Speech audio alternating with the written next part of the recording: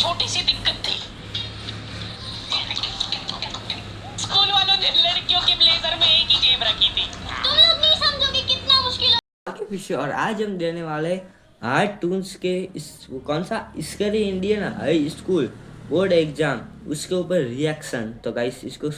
इनके 800 रुपए बचाने के लिए हम लोगों ने साइकिल से स्कूल जाना चालू कर दिया था। ये हो गई। 4 लौंडे थरथराती ठंड में साइकिल से स्कूल जाते हैं, ब्लेजर टोपा मफलर बांध बुंदा के। एक तो ये ब्लेजर बहुत अजीब था हमारे स्कूल का। 2 जेब थे हमारे ब्लेजर में और 2 ही अंदर की साइड थी। हमारे स्कूल वालों को लगा कि बाहर जेब का क्या ही यूज हो सकता है, इसलिए उन लोगों ने बाहर जेब ही नहीं दी। क्या करूं मैं इस जेब का? ठंडी लग रही है तो हाथ अंदर वाली जेब में ही डाल के चलना पड़ता था। कोनी से साइकिल चला के आते थे हम लोग स्कूल। सबको ऐसा लगता था कि हम लोग अपाहिज हैं। और फिर एकदम से हम लोग हाथ बाहर निकाल लेते थे।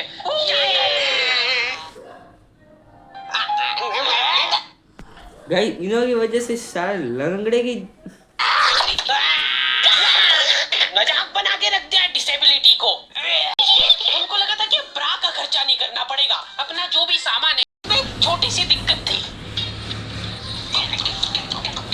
स्कूल वालों ने लड़कियों के ब्लेजर में एक ही जेब रखी थी। तुम लोग नहीं समझोगे कितना मुश्किल है।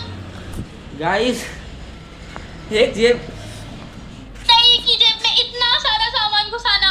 हर रोज लेट होते थे हम लोग स्कूल, क्योंकि मेरी साइकिल की चेन ढीली थी। थोड़ी सी भी स्पीड बढ़ाते थे तो वो चेन उतर जाती थी। लेकिन पापा ने मेरे को प्रॉपर ट्रेनिंग दे रखी थी चेन चढ़ाने की। एक जना ऐसे खींचेगा टायर, उतने में अपने को पानी से फटाफट कस देना है। ये हो गई टाइट। बैग में पाना पेचकस रख के लाना पड़ता था मेरे को स्कूल, कि कभी भी रास्ते में चेन उतर सकती है। जा रहे हो बीच सड़क में 4 लौंडे साइकिल पलटा के फटाफट क्लास में बैठे हुए मेरे को डर बना रहता था कि कोई गलती से मेरा बैग चेक नहीं कर ले।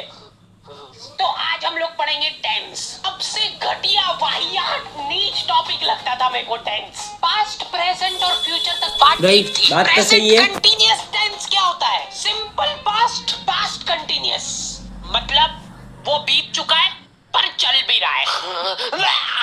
मैं भी मर जाऊंगी ऐसे तो। इतना भी समझ लो इस टॉपिक को। एग्जाम में जाके तुमको अंदाजे से ही सेंटेंस चूज करना पड़ेंगे कि ये सुनने में अच्छा लग रहा है। मेरे भी बोर्ड के एग्जाम में मैंने ही ऐसे किया था, सुनने में अच्छा लग रहा है ऐसे लिख दिया था। गाइस कुछ का कुछ अभी देखो भगवान के भरोसे।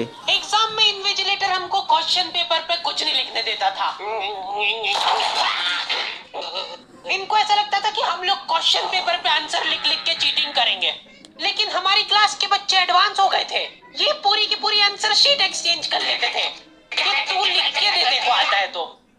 बोर्ड एग्जाम थी यार हमारी, और हमारे स्कूल वाले बोर्ड एग्जाम को बहुत सीरियसली लेते थे। अलकायदा टाइप ट्रेनिंग मिली थी हम लोगों को। एग्जाम देते हुए कहीं से भी बॉम्ब गिर सकता है, लेकिन तुम्हारे हाथ नहीं रुकना चाहिए। चाहे तुमको क्वेश्चन आता हो या ना, कुछ न कुछ लिख के याद आए। हमारा एक ही मकसद होना चाहिए, आंसर शीट भरना। नहीं आए तो भी कुछ भी लिख के आ जाओ। मेरे को ये नहीं समझ आता कि मैं कुछ भी कैसे लिख के आ जाऊं। मेरे को आता ही नहीं है। मैं भी कुछ भी लिख नाम भूल गया वहाँ पे। इन्विजिलेटर ने नाम पूछा, मैं सोच रहा हूँ क्या हो सकता है। बेटा नाम तुम्हारा। 2 मिनट। हाँ हेलो मम्मी, मेरा नाम क्या है? बेचारे को धमका के तो ऐसा हो गई ना। डरा दिया था ना स्कूल वालों ने हमको। अच्छे अच्छों का मूड निकल जाता है टट्टी के साथ मिक्स होके। तुम लोगों का एक सेंटर आएगा जिसके चारों तरफ सैनिक तैनात रहेंगे। बिना एडमिट कार्ड के वहाँ पे आसपास भी भटकते हुए मत दिख जाना, जिंदा जला देंगे वो लोग। और अगर चीटिंग करते हुए पकड़ा गए तो ना तो तुम हमको जानते हो ना हम तुमको जानते हैं। हम लोग एग्जाम वाले दिन सेंटर पहुंचे तो बच्चों से ज्यादा सिक्योरिटी थी वहाँ पे। आज तक इतनी सिक्योरिटी मैंने एयरपोर्ट पे भी नहीं देखी थी। आर्मी वगैरह खड़ी थी वहाँ पर। ऐसा तो नहीं होता, सिक्योरिटी वाले बोर्ड में सामने से चीटिंग कराते हैं कि उसके पीछे तो नहीं लिख के लाया कुछ। क्या लिख लूंगा मैं इतनी सी जगह में? लिख भी लिया तो मेरे को ही समझ नहीं आएगा कि क्या लिखा है। कुछ चीजों का मेरे को लॉजिक ही समझ नहीं आया था कि तुम नंबर वाली घड़ी पहन के नहीं जा सकते हो, पहनना है तो कांटे वाली पहनो। उनको शायद शक हो गया था कि ये सारे लोग एक साथ कोऑर्डिनेशन करके बम नहीं फोड़ दे। उधर एक बच्चे की घड़ी का अलार्म बज गया और वो बजता भी बॉम्ब के टाइमर जैसा है।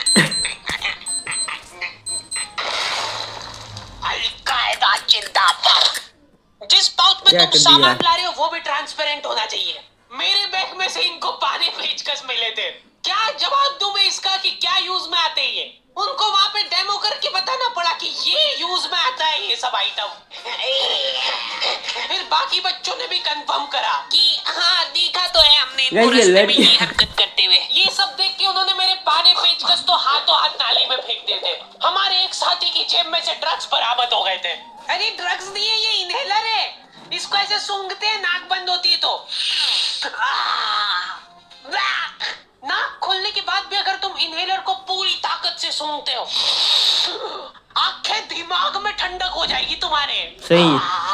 वो बच्चे नहीं होते जो पूरा साल टाइम पास करते हैं और मेरे एग्जाम जैसे। के एक दिन पहले पढ़ के एग्जाम देने आ जाते हैं। वो बनने की मैं कोशिश ही कर पाया था सिर्फ। मैंने सोचा था आखिरी रात मेरी है, रात भर मैं पूरा सिलेबस चाट जाऊंगा, पर मैं एग्जाम के एक दिन पहले ही बीमार पड़ गया। सर्दी हो गई मेरे को, तो मैंने सोचा ठीक है अभी थोड़ा रेस्ट करते, सुबह उठ के पढ़ाई करेंगे। नाक बंद हो गई भाई, नींद ही नहीं आ रही है। फिर पापा आके मेरे को ट्रिक बताते हैं कि अगर राइट वाली नाक बंद हो रही है ना तो लेफ्ट साइड करवट करके सो जा, फिर गहरी सांस ले, तो ये जो पापा भी तो राइट वाली पापा खुल होते। जाएगी और लेफ्ट वाली बंद हो जाएगी। फिर लेफ्ट वाली अगर खोलना है तो राइट साइड करवट करके सो जा। पूरी रात करवटें बदलता रह गया मैं। सुबह रास्ते में जाते जाते पढ़ रहा हूँ मैं, क्योंकि बाकी बच्चे भी यही कर रहे थे। तो गाइस इसका पार्ट 2 आपको कल मिलेगा। और आपको ये ब्लॉग थोड़ा सा भी अच्छा लगा, ये ब्लॉग भी था और आपके एंटरटेनमेंट के टेंट के लिए भी था। तो गाइस तो ये ब्लॉग खत्म होता है यहाँ पे। Thank you for watching, bye. तो ये मैंने छोड़ा है, आप देख सकते हो 6 मिनट 19 सेकंड पर।